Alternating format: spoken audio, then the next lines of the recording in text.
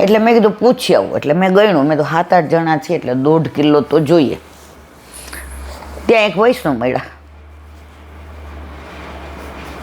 સમજો ને બેબી છે. મેં તો એ બાપલિયા સારું થયું મળી ગઈ. મેં તો કેમ? એ કે રાજભોગ કરાવ્યો ને પાતર ને બધું લઈ આવ્યા છીએ ને અમે 2 જ જણા, હું તાર માસા, કાંઠિયાવાડીમાં માસા ને માસી. હાલ ને મારા બાપલિયા હાલ લે. એ કે આપણને ઓળખે નહીં ને એટલે આપણને અજાણ્યાને ઘરે કોઈ આવે નહીં, અહીંયા જ ઉતરા છીએ કે. મેં કીધું પણ માસ, એ કે મારા ગળાને હમ બટું હવે કાંઈ બોલતો. બેબી છો ને? મેં કીધું હા.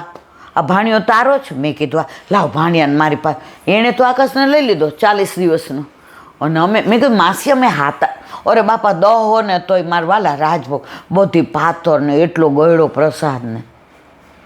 અમે તો ગયા, ધોરીને પ્રસાદ તો લીધો. હજી તમે સાંભળો, પછી જે ઓલા મોટા મોટા થોર ને બુંદીના લાડવા ને બદામ પાક ને આવ્યું હતું, તો ત્યારે આવી પ્લાસ્ટિકની થેલી નહોતી. મને કે ઊભી રહીને બટા. મેં તો માસી અમારે હવે 4:30-5ની બસમાં. મને કે ક્યાંય જવું નથી, આ બધાને જવા દે, ભાણિયો ભેગો છે ને તો અમારે ભેગી ગાડી માલ. મેં ના એમ ન મુકાય. તો ઓલા બધા બિચારા બહુ સારા હતા. એ કે ઇન્દુબેન સાચી વાત છે, તમે ભાણિયા લઈને વયા જાઓ. અમે બધાય પૈસા મેં ગણ્યા ને તો હું વિચાર કરતી હતી પહોંચાશે કે નહીં. ઠાકોરજી કે મારી પાસે આવી છો, તને શું ચિંતા છે? એટલે જો આપણને વિશ્વાસ છે તો બધી જવાબદારી એની, પણ નથી વિશ્વાસ તો કે કર ત્યારે હવે. કે કૃષ્ણે સંપત્તિ આપી તે સુદામાએ ન રાખી. તેની પત્નીને કહ્યું કે આ વૈભવ મારા કામનો નથી, રાખ તારી પાસે. બોલો વલ્લભાધીશ. શ્રી વલ્લભાધીશ. સુબોધિનીજીનું પાન વલ્લભ કરાવે તો થાય, અને સ્પર્શ કરવો આપણા બસથી બાત નથી. વાચમ જુહાવ મનસી તત્પ્રાણ ઇતરે ચેતમ મૃત્યાવપાનમ સોત્સર્ગ તત્પ્રપંચત્વે રજો હવિત ત્રિત્વે હુત્વા ચ પંચતત્વમ તચૈતૈવ જુહોન્મુનિ સર્વમાત્માન્ય જુહ વિદ્રભ બ્રહ્મણ્યાત્મા નમવે. અર્થ: યુધિષ્ઠિરે વાણીનો મનમાં હોમ કર્યો, મનનો પ્રાણીમાં હોમ કર્યો, પ્રાણોનો અપાન વાયુમાં હોમ કર્યો, અપાનનો ઉપર ઉઠતા મૃત્યુમાં, અને મૃત્યુનો પંચ મહાભૂત રૂપ ભગવાનના સ્વરૂપમાં હોમ કર્યો. આ પાંચોનો ત્રિગુણાત્મક રૂપમાં હોમ કર્યો. એ ત્રિગુણાત્મક રૂપનો પુરુષમાં હોમ કર્યો, અને એ પુરુષનો અવિનાશી અક્ષર બ્રહ્મમાં હોમ કર્યો. સુબોધિનીજી, વાણીના સંબંધથી શરીરનો સંબંધ છે, એમ શ્રીમદ ભાગવતમાં 9મા સ્કંદમાં પુરંજનના ઉપાખ્યાનમાં કહેલું છે. વાણી મનની સ્ત્રી છે, તે પ્રકૃતિમાં સંબંધવાળી છે. આત્માની વાણી દેવતારૂપ છે. એટલે દેવતારૂપ અને પ્રકૃતિરૂપ એ 2 વાણીઓના સ્વરૂપને અહીં જુદા જુદા રૂપથી બતાવ્યા નથી. પ્રકૃતિ સંબંધી વાણીનો નિવૃત્ત થતાં દેવતારૂપ વાણી સ્વતઃ નિવૃત્ત થઈ જશે. તેનો આગ્રહ આગળ 43 શ્લોકમાં બદ્ધવાંગ વશ કરેલી વાણીવાળો પદથી કહે છે. અધ્યાસ ભગવાન જ કરે છે, એટલે એનો લય પણ એમાં જ થવો જોઈએ. દુતિરે ત્વમ મનસોપી, તું મનની દૂતી જ છે. એ શ્રુતિ પ્રમાણે વાણી મનને આધીન છે. આપણું મન એટલું ચંચળ છે ને, નક્કી કર્યું હોય ગમે એટલું આ બોલે, મારે નથી બોલવું. 2-4 મિનિટ શાંત રહ્યો પછી બુદ્ધિ ઉપર તમારું મન સર થઈ જાય, તમે બોલ્યા વિના રહ્યો જ ને.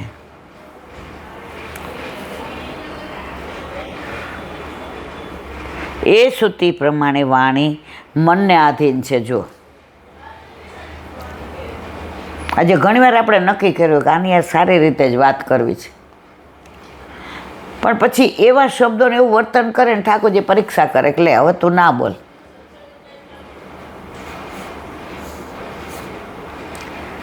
એટલે જ સતત મનમાં શ્રી કૃષ્ણ શરણોમાં બોલવું.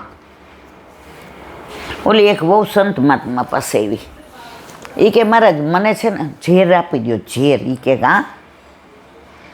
એ કે હવે મારા સાસુ ને મારા સસરા નણંદ બધા થાકી ગઈ છે. મારી મમ્મીએ કીધું કૂવો પૂરજે, પણ પાછી ન આવતી. આ પહેલાં જમાનાની આ રૂપક છે. મારે જ કે એક અઠવાડિયું હું કહું એમ કર. એ કે ના હવે મારે કાંઈ કરવું નથી. એમ કે બટા હું સંત છું. સારું. એ કે કાંઈ બોલે ને એટલે આ પડીકી છે ને એમાં મગમાં મેં એવી દવા ભેળવી છે, એ તારે મગ મોઢું ભરી લેવું અને ચમડાવવાના. એકે તું બોલવા જાય તો મગનો દાણો બહાર ન નીકળવો જોઈએ, નહીંતર ઉપાધિને પોટલા થશે. હોય એ કે ઓલી કે એને શું ફેર પડે?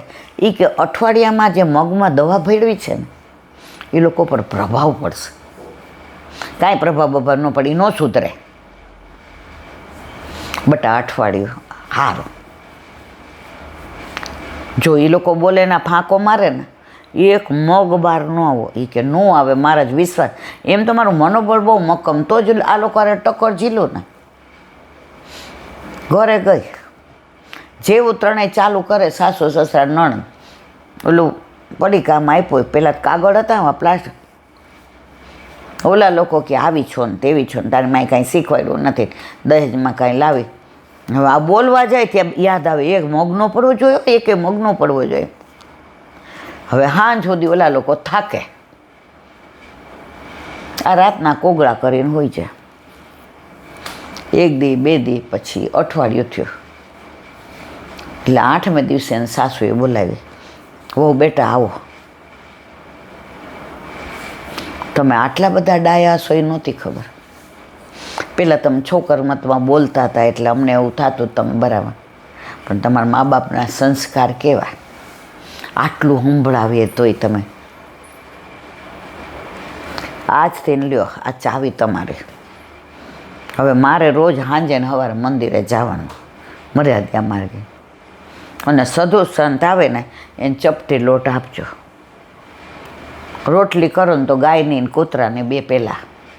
અતિથિ આવે તો પ્રેમથી જમાડજો. મારે હવે લેવાની. અને બેનને હવે સાસરાવાળાએ કેવડાવ્યું છે, તમને યોગ્ય લાગે ને એવી રીતે બેનનું આણું કરીને આપણે વળાવવાની છે. એના સસરા કે હાવ સાચી વાત છે. અઠવાડિયાથી વહુના ઉપર માછલા ધોયા. એક શબ્દ બોલે છે ને મા બાપના સંસ્કાર તો જો. ઓલી તો દોડતી સંત મહાત્મા પાસે જઈને પગ પકડી લીધા. એ કે ઘણું બોલવું તું, ગાળોય દેવી હતી, પણ ઓલા મગ. અને તમે કીધું તું એક મગનો દાણો બહાર નીકળે તો તારું ધનોત પનોત નીકળી જશે. મહારાજ આજ મને સમજાણું કે વાણી ઉપર મનનો કંટ્રોલ રહ્યો ને એટલે જીતી ગઈ. આપણે બધા કેમ હારી જાય છે? વાણી ઉપર મનનો કંટ્રોલ. આજે ઘણા કેટલા બધા ગંદા શબ્દો બોલતા હોય, ગમે એવું બોલતા હોય, પણ તમારું વાણી ઉપર મનનો કંટ્રોલ હોય, મગ મોઢામાં ભરી લ્યો તો કાંઈ ન થાય. એમ અહીંયા એમ કહે છે કે એ શ્રુતિ પ્રમાણે વાણી મનને આધીન છે. વાક નામની પ્રત્યેક વાણીમાં કોઈ અધિષ્ઠાતા દેવતા છે, તે અભિમાનવાળી છે. જે કોઈ એને હીન માને એનાથી પ્રજાપતિની જેમ તે દૂર થાય છે. એવી રીતે આ વાણી યુધિષ્ઠિરથી નિવૃત્ત થશે એવો અભિપ્રાય છે. તેવી રીતે મન પણ પ્રાણને આધીન છે. છાંદોક ઉપનિષદના 6થા પ્રપાઠમાં પિતા ઉદાલક પોતાના પુત્ર શ્વેતકેતુને કહે છે, જેમ સૂતરના દોરાથી બાંધેલું તિતર પક્ષી આકાશમાં બધી દિશાઓમાં ફરીને કોઈ સ્થાન ન મળવાથી પાછું પોતાના બંધનના સ્થળે આવીને આશ્રય લે છે. એવી જ રીતે મન બધી દિશાઓમાં ફરી બીજા સ્થળે આશ્રય ન મળતા પ્રાણોનો જ આશ્રય કરે છે. કારણ કે મન પ્રાણ સાથે બંધાયેલું, એટલે મન આવાગમનના વિષયમાં પ્રાણને આધીન છે એવું નિરૂપણ કર્યું છે. જો કે પ્રાણનો નિરોધ કરવામાં મન સાધન છે, છતાં પ્રાણનો નિરોધ થવાથી મનનો પણ નિરોધ થાય છે. એટલે મનના નિરોધમાં પણ મન પ્રાણોને આધીન છે એમ સિદ્ધ થાય છે. પ્રાણના નિરોધથી મનનો નિરોધ થાય છે ત્યારે દેહનો પ્રતિબંધ નિવૃત્ત થાય છે, અર્થાત દેહનો સંબંધ નિવૃત્ત થઈ જાય. તેથી જ યોગશાસ્ત્રમાં મન દેહનું મૂળ હોવાનું કહેલું છે. બોલો વલ્લભાધીશ કી જય. શ્રીમદ ભાગવત. અને મારા गुरुदेवને दंडवत प्रणाम. चंद्र सरोवर दास जी के द्वार पे मेरा दंडवत प्रणाम. सुरभि कुंड पे परमानंद दास जी के द्वार पे मेरा दंडवत प्रणाम. जमुनावता पे संकर्षण कुंड पे कुंभन दास जी के द्वार पे मेरा दंडवत प्रणाम. बिरछू कुंड पे कृष्णदास जी के द्वार पे मेरा दंडवत प्रणाम. कदम खंडी पे गोविंद स्वामी के द्वार पे मेरा दंडवत प्रणाम. अप्सरा कुंड पे चित्त स्वामी के द्वार पे मेरा दंडवत प्रणाम. मानसी गंगा पे नंददास जी के द्वार पे मेरा दंडवत प्रणाम.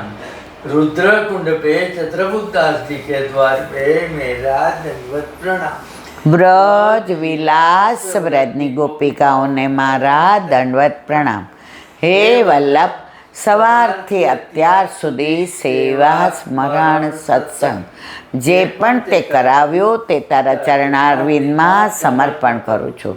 ભૂલ અપરાધ થઈ હોય તો ક્ષમા કરશો. બોલો વલ્લભાધીશ કી જય. દ્રઢઈના ચરણ કેરો ભરોસો, દ્રઢઈના ચરણ કેરો. શ્રી વલ્લભનક ચંદ્ર છટાબીન સબ જુગ માય અંધેરો ભરોસો, દ્રઢઈન ચરણ કેરો.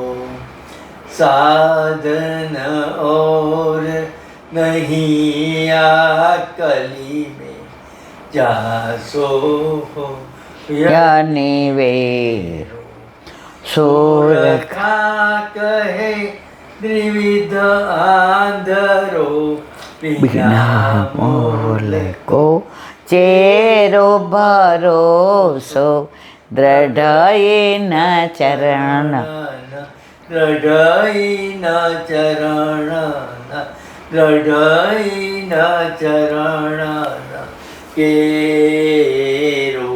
શ્રી વલ્લભાધીશ કી. આજનો આ સત્સંગ મારા વલ્લભના ચરણારવિંદમાં સમર્પણ કરું છું. ભૂલ અપરાધ થઈ હોય તો ક્ષમા કરશો. આ મારા વલ્લભની વાણી અને ભૂલો એ મારી. બોલો વલ્લભાધીશ કી. બધાય વૈષ્ણવને જ્યાં કરીને જય શ્રી કૃષ્ણ.